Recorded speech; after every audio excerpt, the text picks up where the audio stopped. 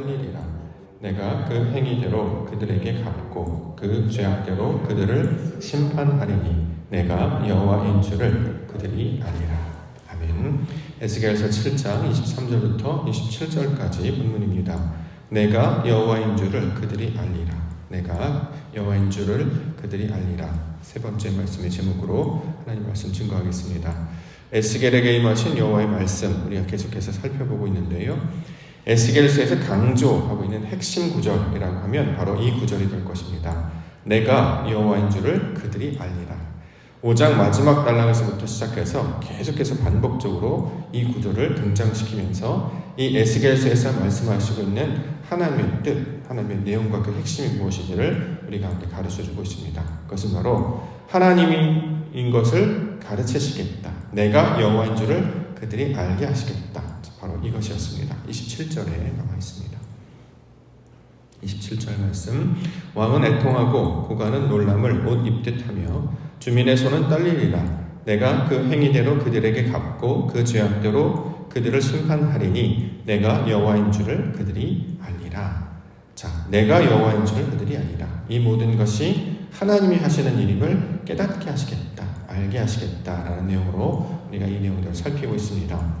오늘 본문을 통해서 말씀하시는 하나님, 어떻게 하나님이 하시는 일인지를 알 수 있을까? 어떻게 하나님이신 줄을 알 수 있을까? 그것은 사람의 각 행위대로 갚으시는 분이 있고 사람의 그 죄악대로 심판하시는 분이 있다. 자, 이것이 여호와께서 하시는 일이다. 자, 이것을 가르쳐주고 있습니다. 말씀을 심는 자가 있습니다. 그는 말씀으로 열매를 거둘 것입니다. 믿음으로 행한 자가 있습니다. 그는 믿음대로 얻게 될 것입니다. 반대로 자신의 욕망을 통해 행한 자가 있습니다. 그는 그 욕망의 결과인 죽음으로 열매를 받게 될 것입니다. 자신의 욕심과 의로 행한 자가 있습니다. 그는 수치와 부끄러움을 얻게 될 것이고 무익함을 얻게 될 것입니다. 자, 이것을 통해 하나님은 살아계시며 역사하시는 분이심을 증거하고 있는 것입니다. 왜냐하면 하나님은 선하신 분이시죠. 어디에나 계시며 모든 것들을 감찰하시는 분이시기 때문입니다. 본문에서는 하나님께서 행한 대로 갚으시고 심판대로 행하는 분이심을 말씀하시면서 그 하나님은 바로 살아계신다.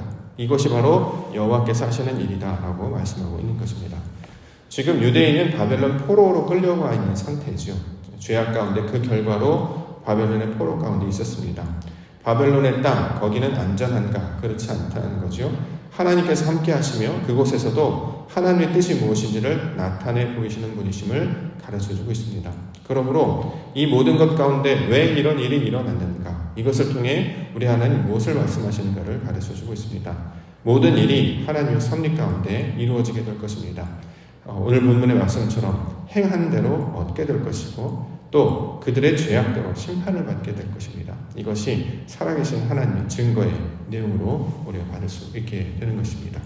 본문에 따르면 가장 먼저 우리에게 주시는 말씀은 교만에 관한 이야기하고 있는데요. 23절, 24절, 25절. 너는 쇠사슬을 만든다. 이는 피 흘리는 죄가 그 땅에 가득하고 포악이 그 성읍에 찼습니다. 내가 극히 악한 이방인들을 데려와서 그들이 그 집을 점령하게 하고 강한 자의 교만을 그치게 하리니 그들의 성소가 더럽힘을 당하리라. 패망이 이르리니 그들이 평강을 구하여도 없을 것이다. 자, 교만, 포악에 대해서 어저께 살펴봤는데요. 교만이 일어납니다. 교만의 싹이 일어납니다. 사람들은 하나님의 말씀을 따라 살아가지 아니하고 자신들이 직접 의가 되어서 주인이 되어서 살아가게 되는 거죠. 이것을 가지고 몽둥이처럼 포악을 행하는 자로 변질되어 살아가게 합니다.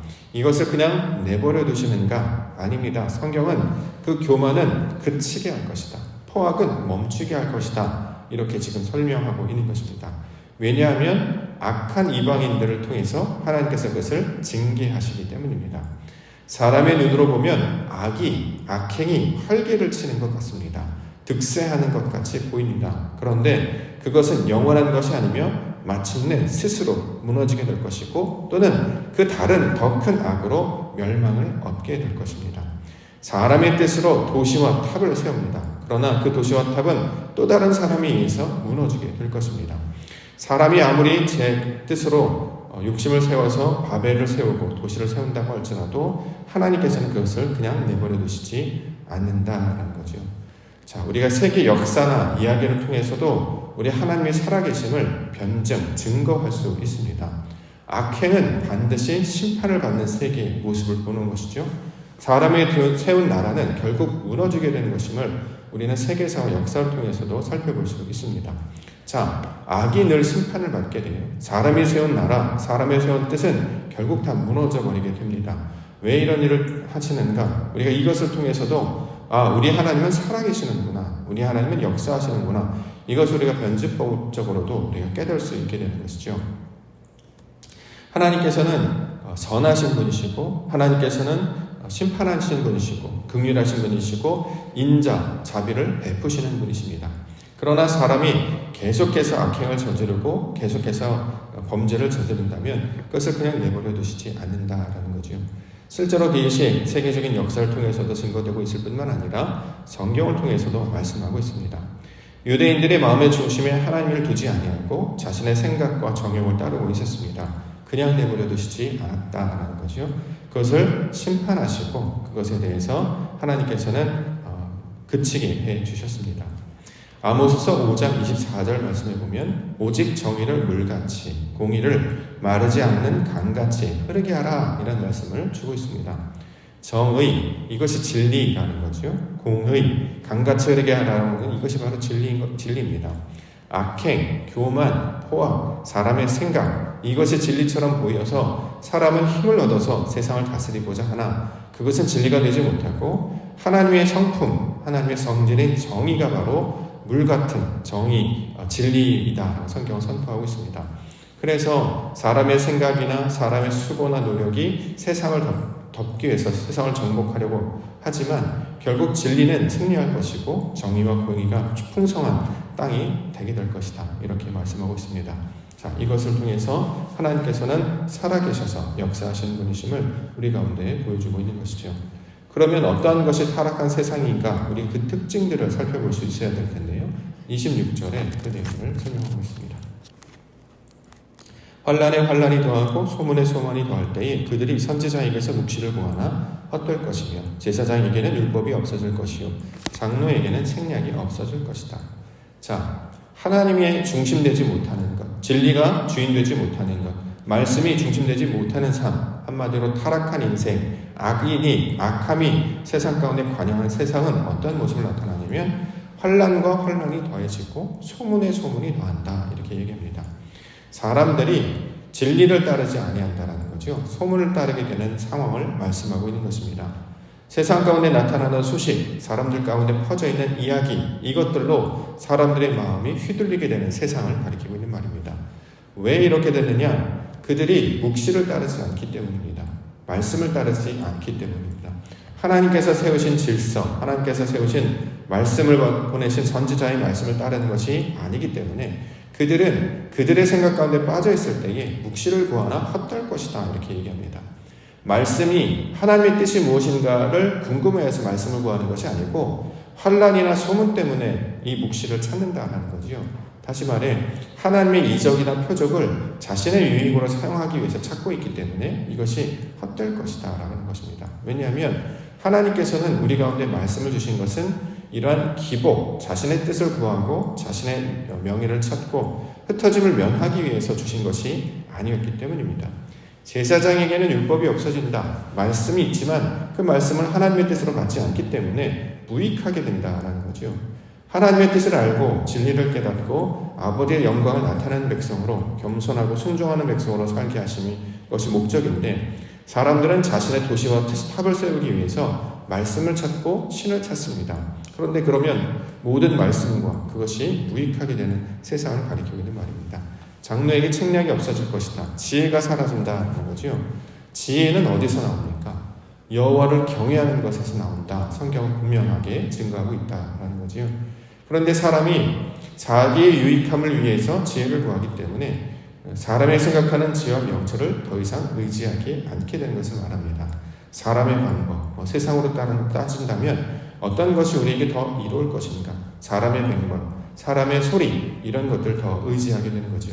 지혜와 명철을 의지하지 아니하고 각자 자기 손편에 옳은 대로 행하는 시대가 되는 것, 바로 이것이 타락의 세상을 가리키고 있는 말입니다. 우리가 흔히 보통 포스트 모더니즘 이런 얘기 되게 많이 하는데요. 지금의 세상을 가리키고 있는 말이죠. 절대 진리가 없어진 상태, 각자 자기 소견에 오른 상태를 가리키고 있는 말입니다. 어떤 한 가지 기준이나 규칙이나 질서나 방법들을 더 이상 사람들이 따르지 않습니다.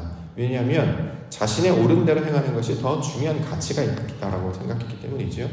규칙과 방법들을 정해서 서로 이롭게, 서로 공존하면서 그렇게 서로 연합하면서 살게 해주셨는데 사람들은 더 이상 그것을 따르지 않습니다. 자신의 생각하고 자신이 판단하는 것이 법이 되었기 때문에 어떤 하나의 질서나 기준을 따르지 아니하고 자신의 생각들을 따르는 시대가 되었다라는 거죠.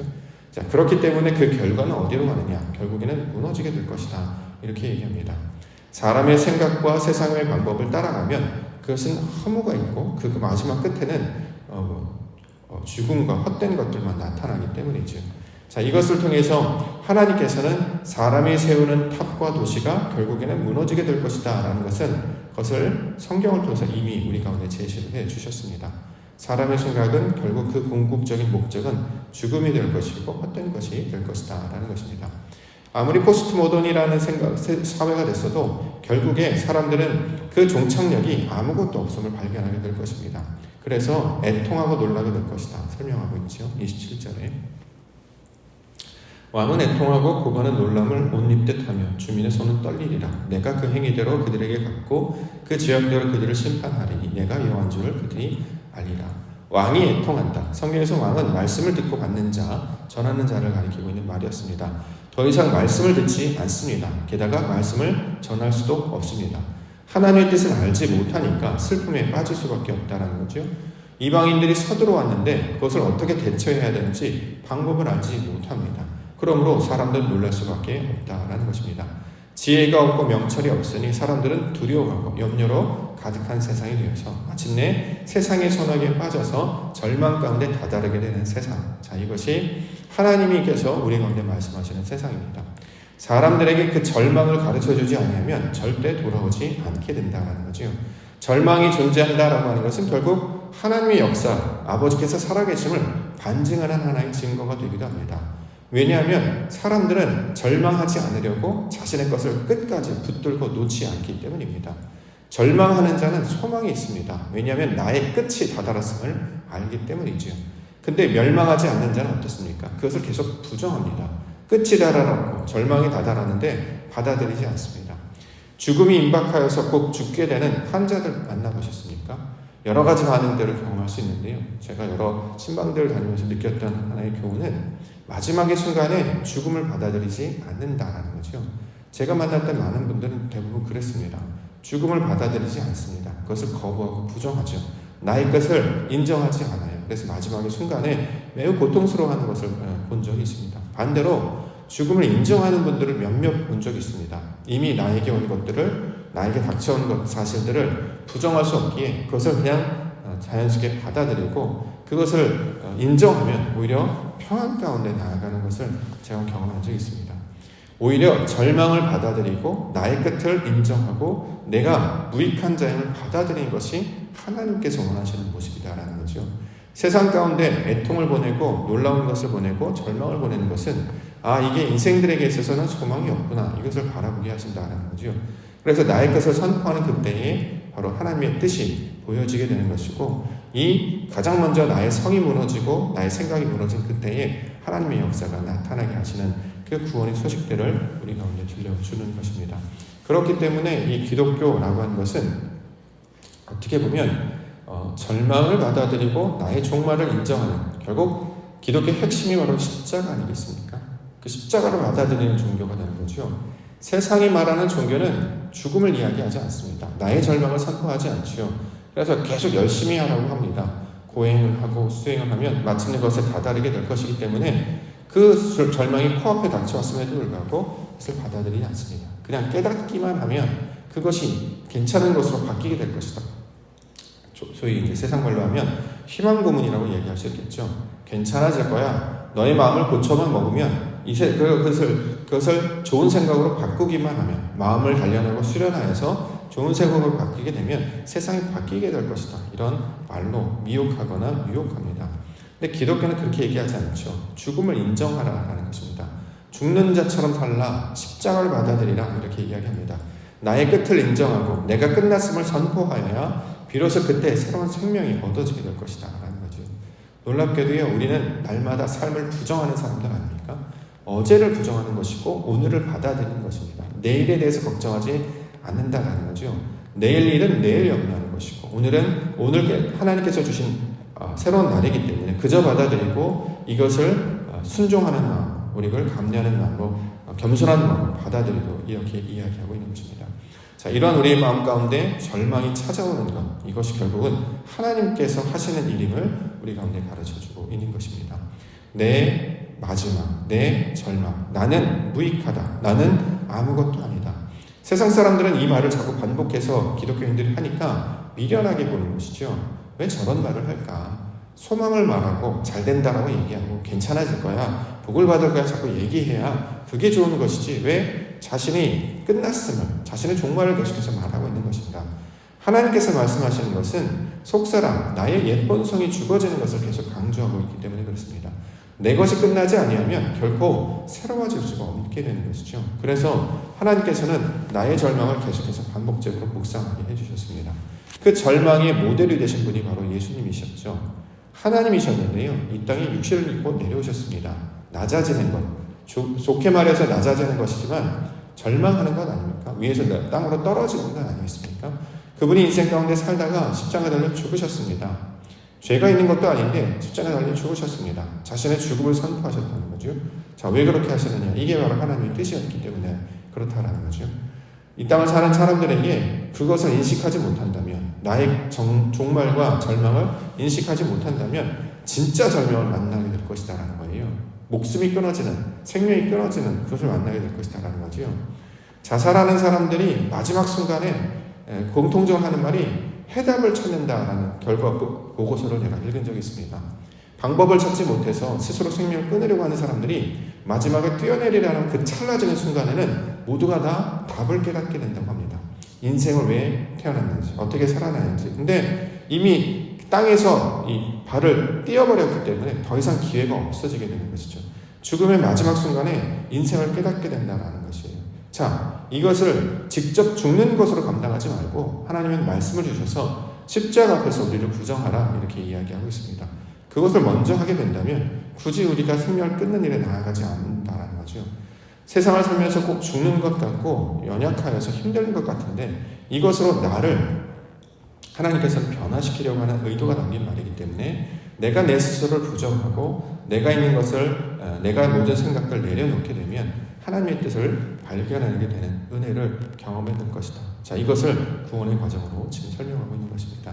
우리가 새롭게 되기 위해서, 변하기 위해서는 나의 종말을 구하고 하나님의 신앙의 시작을 우리가 선포할 수 있어야 할 것입니다. 이것이 바로 하나님께서 우리 가운데 주신 구원의 과정이며 여정이기 때문입니다. 어제와 똑같은 방식으로 살지 아니하고 오늘도 하나님이 주신 그 길을 따라 나아가게 하여 주시옵소서. 옛사람은 죽고 새 사람으로 살게 하여 주시옵소서. 육신적인 본성과 생각들은 다 십자가에 못 박고 주께서 열어주시는 진리의 말씀으로 새롭게 살아가게 하여 주시옵소서. 이렇게 말씀을 붙들고 기도 가운데 나아가시는 믿음의 백성들 되시기를 주님의 이름으로 간절히 축원합니다. 기도하겠습니다. 거룩하신 하나님, 주께서 우리에게 말씀을 주셔서 하나님의 뜻 가운데 인도하여 주시는 은혜를 감사합니다. 인생에 있어서 끝이 다다랐음을, 종말이 다다랐음을 가르쳐 주시는 것은 하나님께서 살아계신 분이시며 이 모든 것 가운데 주인 되어 주시는 분임을 가르쳐 주시는 것입니다. 말씀을 통해서 십자가를 붙들게 하여 주셨사오니 오늘도 주의 말씀 가운데 연합하여서 내 옛사람은 죽고 내 육신적 본성은 죽고 하나님의 말씀으로 살아날 수 있도록 인도하여 주시옵소서. 오직 진리로 우리를 인도해 주시기를 원합니다. 오늘도 하나님의 나라 그 진리의 백성을 살게 하여 주셨사오니 말씀과 동행하게 하시고 하나님이 가르쳐 주신 것을 믿음으로 받게 하셔서 생명 가운데 거하는 은혜의 백성들로 살아가게 하여 주시옵소서. 거룩하신 예수 그리스도의 이름으로 간절히 기도를 합니다. 아멘. 하늘에 계신 우리 아버지여, 이름이 거룩히 여김을 받으시오며 나라의 마옵시며 뜻이 하늘에서 이루어진 것 같이 땅에서도 이루어지이다. 오늘날 우리에게 일용할 양식을 주옵시고 우리가 우리에게 죄 지은 자를 사하여 준 것 같이 우리 죄를 사하여 주옵시고 우리를 시험에 들게 하지 마옵시며 다만 악에서 구하옵소서. 대개 나라와 권세와 영광이 아버지